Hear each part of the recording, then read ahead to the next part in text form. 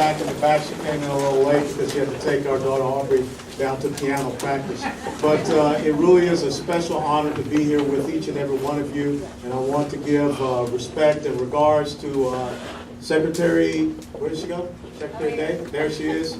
To Madam Chairwoman Cindy Guerra, to all of my fellow candidates that are running, to Councilman Bocard, who is back there still talking, so he's not listening. He's a good councilman. And to each and every one of you here in the Republican Business Network, because to Jay, to Doug, to Lorette, and all of you, what you have done in helping our campaign, I just can't tell you how much I thank you from the bottom of my heart for each and every one of you that are here tonight. And, you know, I don't want to talk about the issues. I mean, because I think most of you know where I stand on the issues. I don't need to talk about what's going on in our country because most of you understand what's going on in our country. I want to talk about the journey. I want to talk about what brought me to this point here where I'm standing before you. Because when I had a little cell phone conversation, Tony Mann's going to be doing a candidate profile. He started out with something that I kind of forgot. And Tony reminded me about the first time that he and I talked. And he and I had a nice little cell phone conversation back in 2007. It was almost midnight in Kandahar, Afghanistan. And I was standing out behind my little sleep hooch. And I was talking to this guy. And he had never met me, didn't know anything about me, but the only thing he knew that on the 29th of May 2007, in Joyce Kaufman's radio studio, I announced that I would run for Congress for 2008 cycle. And you can just imagine sitting here talking with an accomplished journalist and a writer such as Tony Mann at Sunset On. He's first of all thinking, who are you? I mean, what do you think you're going to do? How do you think you're going to accomplish this? And it was an interesting conversation. Because when you're there in a combat zone, guess what? Not a lot of people are going to put a lot of investment in you because you might not come back. And I remember there was one time with Joyce, and I did a radio interview with her from Kandahar, and she asked me, what's that loud sound going on? And I said, that's the sirens. We just had a rocket attack. She said, well, aren't you going to do something? Aren't you going to run? I said, no, they missed. So these are the type of things that got me started on this journey. Because a woman by the name of Donna Brosmer sent me an email address after the midterm election of 2006 and asked me when was the next time you were coming back home for a break from Afghanistan. Because she wanted to talk to me about doing something that I never thought that I would do in my life, and that would run for the United States Congress. Because most people in the military, we do take an oath to support and defend the Constitution, but we really don't care about this thing called politics. We follow the orders. We protect you, your life, your liberty, and your pursuit of happiness.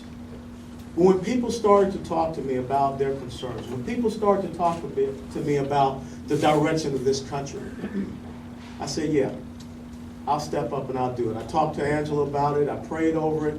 And so when I got back from Afghanistan in November of 2007, we started a journey. We started to run a congressional campaign. And I remember the first time I showed up here to the Republican Business Network, and I think maybe there was about 15 to 20 people here. And look at where we are today. Look at where we are when you take something that you believe in, the principles and values that make this country great, and you stand upon it. So that when people say to you, there's no way that you can run against Ron Klein, he's got too much money, you know, there's no support we're going to give to you, and you say, fine. You go to some people and they say, there's no way that the Jewish community is going to vote for a black guy. Well, guess what? The same person that told me that is sitting in jail right now. But the bottom line is this. When you challenge someone like myself, I will rise to that challenge. So that in 8 months, with $583, we went up against Ron Klein with almost his $3 million, and we finished up with 45.3%. No support from a party, be it the state or the national party. But all we had was a commitment and a belief in this country and a commitment and a belief in you. And that is what enables us to stand here today in the 2010 election cycle, 48 days, and we're probably the #1 congressional campaign in the United States of America. That's the goal.